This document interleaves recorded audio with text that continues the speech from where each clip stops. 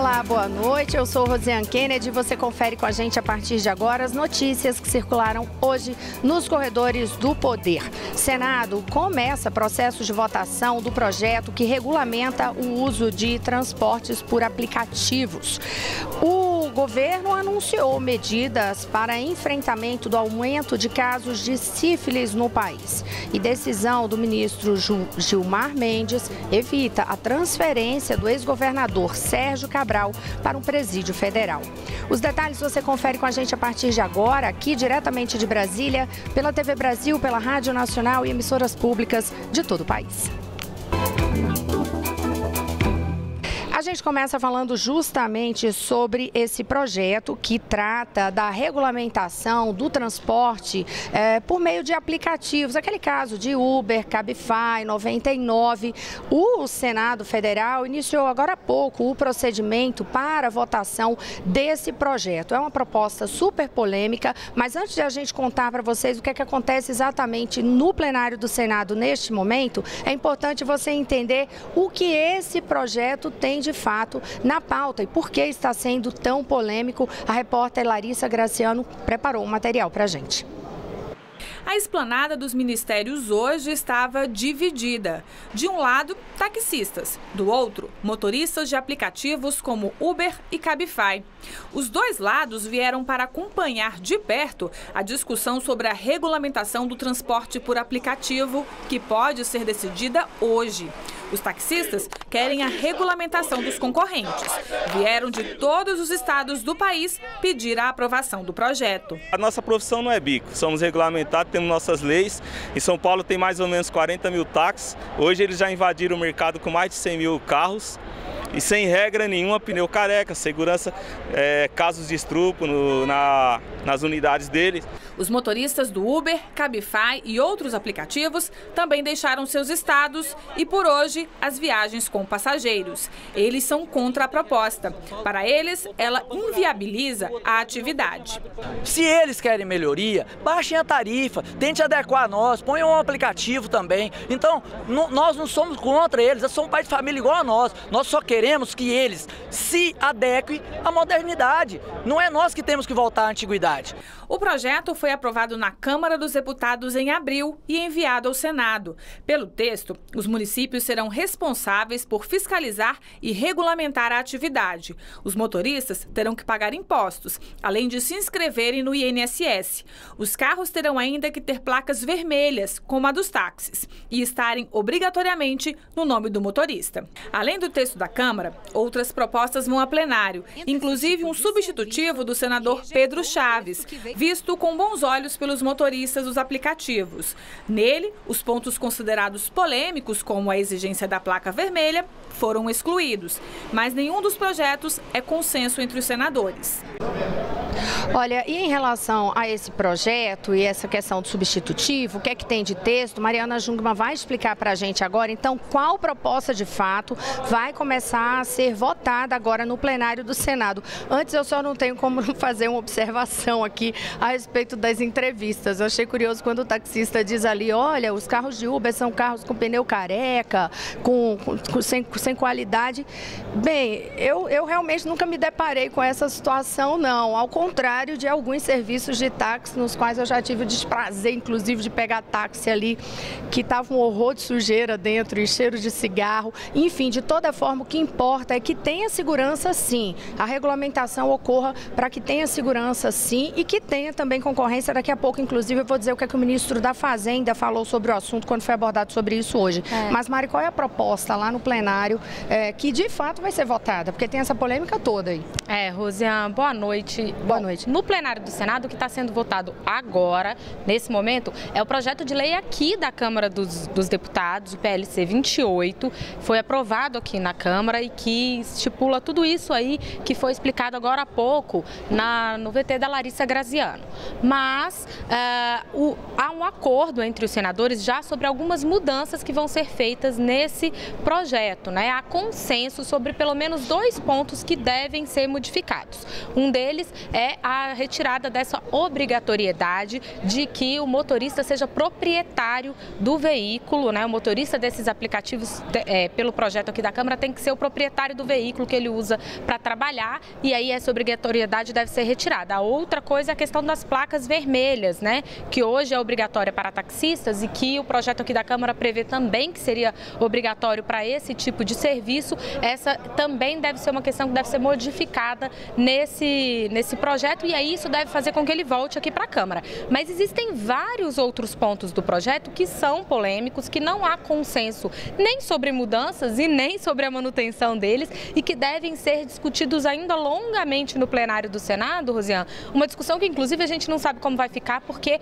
tem previsão de sessão do Congresso daqui a pouco aqui no plenário da Câmara. Teoricamente a sessão do Senado teria que ser interrompida. A gente não sabe qual das duas vai continuar, se vão abrir mão da sessão do Congresso para continuar essa discussão lá. E agora há pouco é um debate tão inflamado que está ocorrendo aqui, que agora há pouco ocorreu uma cena inimaginável. No Congresso, o representante de comunicação da Uber no Brasil estava concedendo uma entrevista coletiva e foi atingido por um soco aí que foi dado por um taxista, e aí teve uma manifestação, inclusive, da comunicação aí do Uber, né, Mariana? O Uber divulgou uma nota dizendo que acredita que todos têm liberdade e autonomia para protestar, no entanto, considera inaceitável o uso de violência e repudia esse episódio que a Rosiane acabou de relatar, né?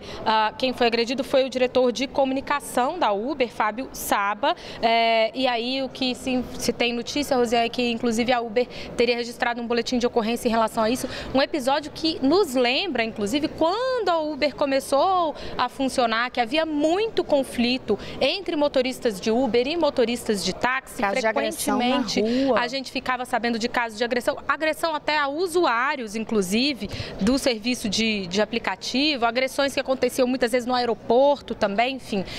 Essa situação toda tinha se acalmado, se acomodado, e aí a discussão desse projeto de lei acabou suscitando tudo isso novamente. E é curioso, né, Mariana, que a gente conversava aqui com algumas pessoas no Congresso Nacional, aquelas conversas de cafezinho que a gente sempre diz que tem, e o que chama atenção é que em meio a esse embate todo sobre a regulamentação desses serviços de transporte por meio de aplicativo, né, com a solicitação por meio de aplicativo, não se expandiu um debate, por exemplo, sobre a modernização do serviço de táxi, uma melhoria desse serviço de táxi para que a concorrência entre eles também ficasse algo melhor.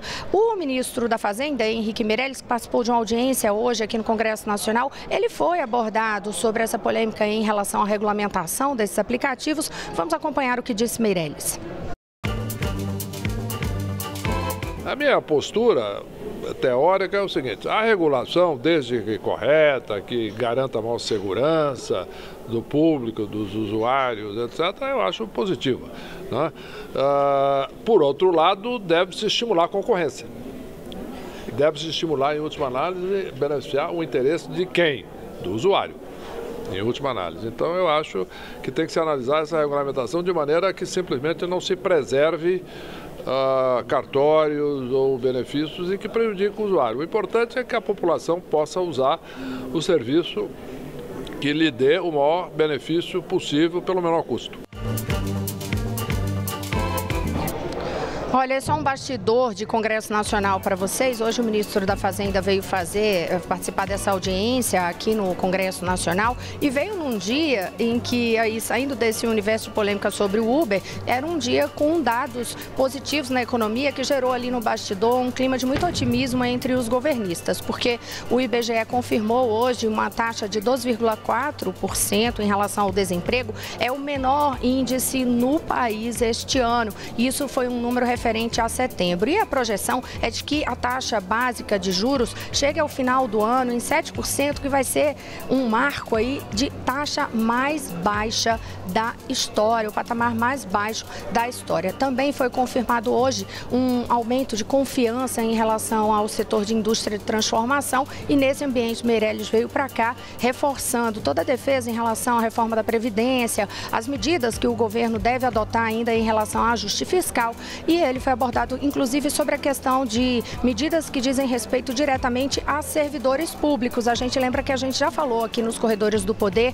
que entre as medidas de ajuste tem aí a suspensão do reajuste dos servidores públicos e também um aumento do percentual de contribuição para a categoria em relação à Previdência, mas daqueles que ganham acima do teto de recebimento da Previdência. E aí essa alíquota aumentaria de 11% para 14%, mas especificamente em relação a esse valor a mais acima do teto que é autorizado para pagamento de aposentadorias. E aí nesse entendimento na base governista é de que esse assunto especificamente referente a servidores públicos, isso não é de forma alguma algo impopular diante de muitas manifestações de insatisfação que o brasileiro demonstra com o serviço público nacional. A gente segue no noticiário, vou voltar à questão do transporte, mas para saber de uma pauta lá em São Paulo, hoje quem participa com a gente é a Aline Escarso, porque a Aline, aí em São Paulo, uma medida é para realmente multar aqueles motoristas espertinhos que tentam fugir aí da fiscalização eletrônica, mas só freiam em cima da hora.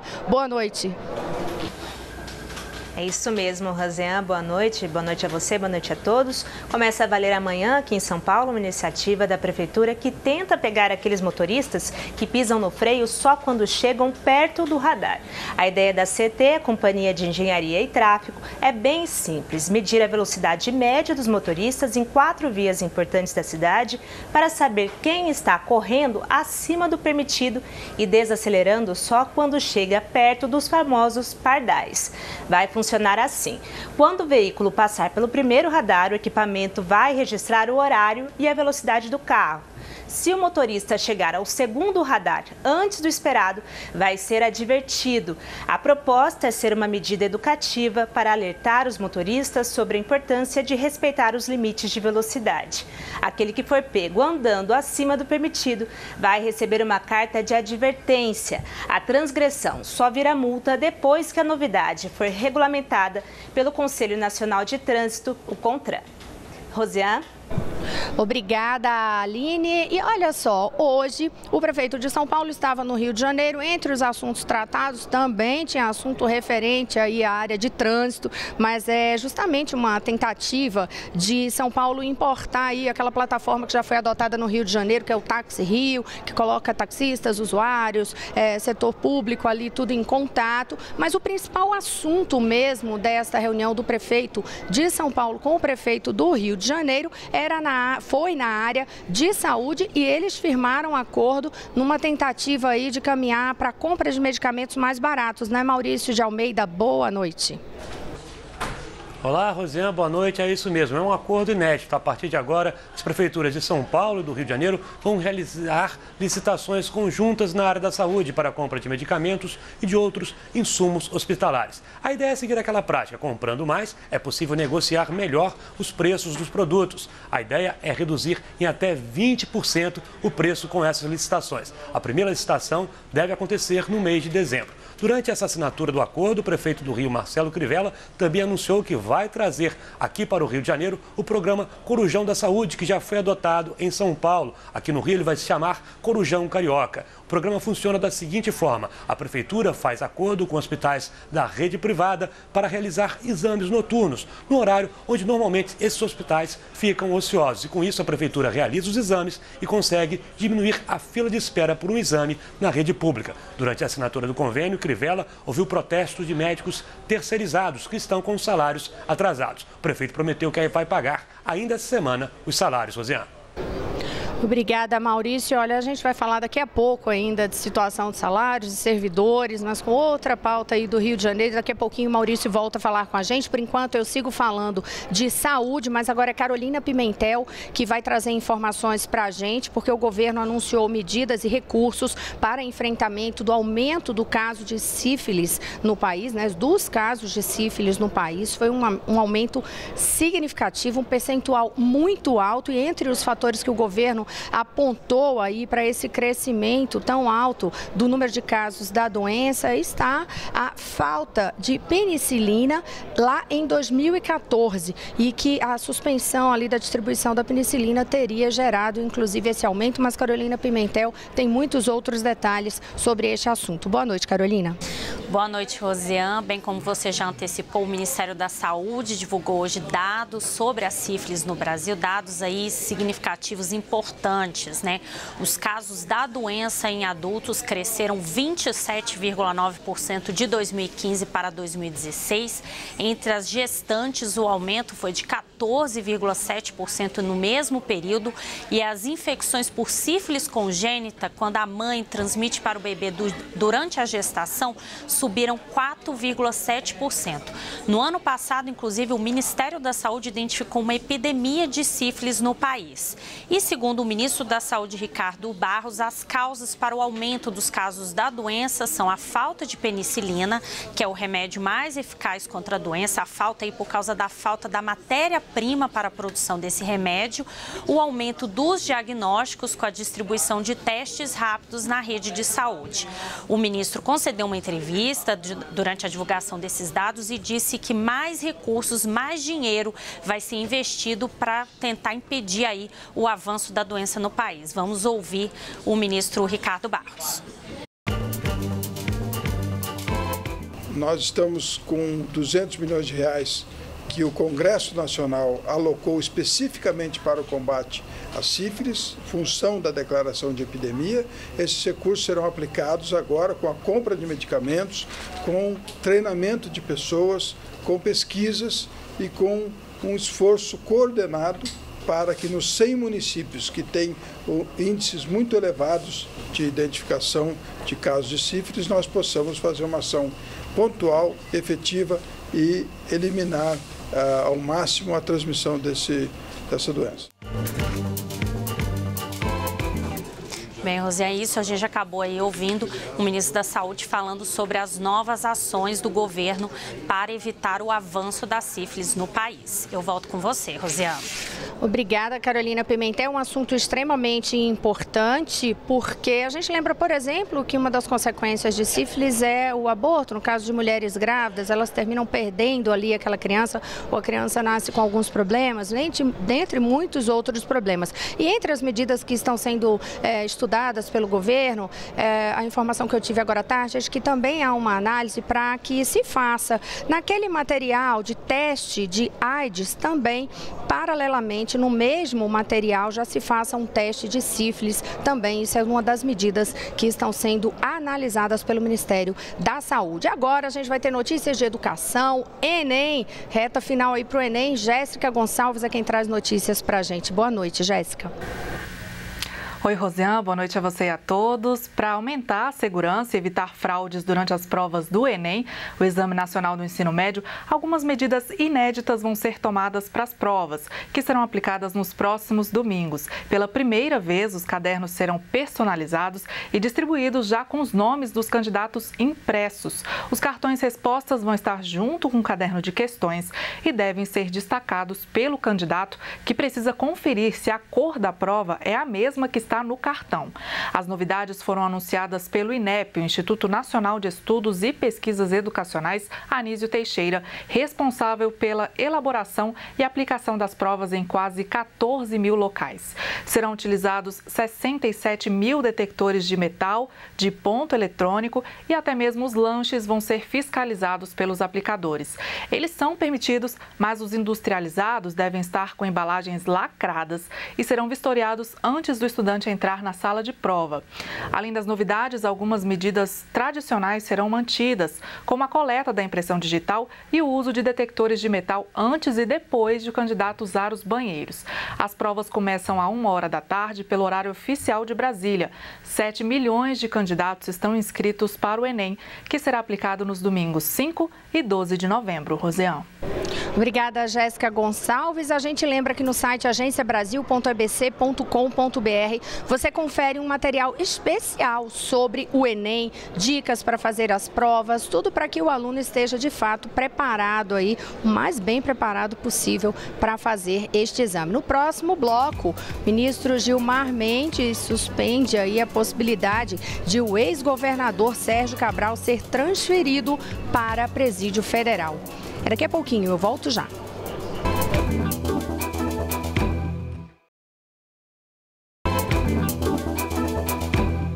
Olá, estamos de volta. Eu sou Rosiane Kennedy. Você confere com a gente as notícias que circularam hoje nos corredores do poder. Uma dessas notícias é referente ao ex-governador do Rio de Janeiro, Sérgio Cabral. Maurício de Almeida conta pra gente agora. Não tem transferência mais do ex-governador para Presídio Federal, né, Maurício? É isso mesmo, Rosiane. Hoje o ministro Gilmar Mendes concedeu uma liminar impedindo essa transferência de Sérgio Cabral do Rio de Janeiro para o Presídio Federal em Mato Grosso do Sul. Segundo Gilmar Mendes, não existe motivo para essa transferência. A transferência tinha sido autorizada pelo juiz Marcelo Bretas, depois que o Ministério Público Federal pediu para que ela acontecesse, quando, num depoimento na semana passada, Sérgio Cabral citou a família do juiz Marcelo Bretas. O Tribunal Regional Federal aqui do Rio de Janeiro, os desembargadores, concordaram com a transferência e o Superior Tribunal de Justiça também concordou com essa transferência.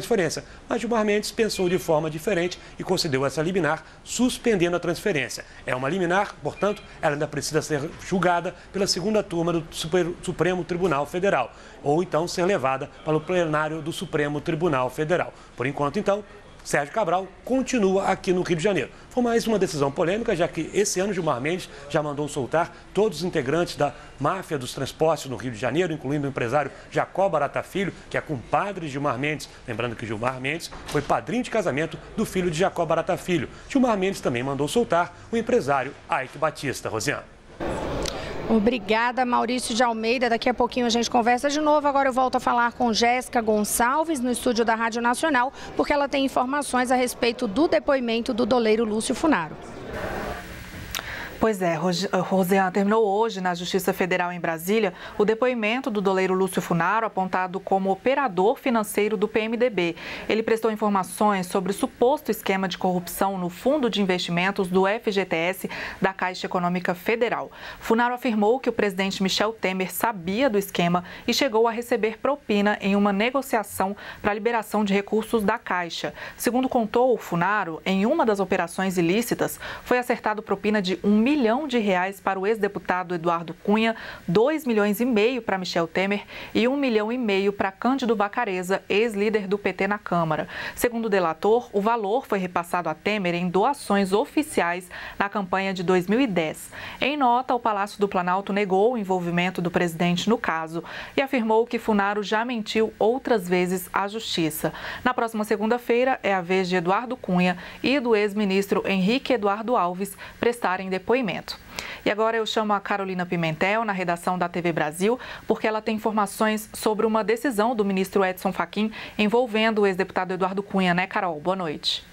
Boa noite, Jéssica. Bem, o ministro Edson Fachin, relator da Lava Jato no Supremo Tribunal Federal, rejeitou hoje um pedido da defesa do deputado cassado Eduardo Cunha para que ele fosse transferido definitivamente de Curitiba para Brasília. Eduardo Cunha está preso preventivamente em Curitiba desde outubro do ano passado por causa da Operação Lava Jato. Ele foi condenado pelo juiz Sérgio Moro a mais de 15 anos de prisão por corrupção passiva e lavagem de dinheiro. O ex-deputado teve um deslocamento temporário aqui para Brasília, autorizado pelo juiz Sérgio Moro neste mês, para prestar depoimento na ação penal em que é réu na Operação Sepsis. Os interrogatórios dessa operação começaram na semana passada. Com isso, a defesa de Eduardo Cunha queria que o ex-deputado não retornasse mais a Curitiba.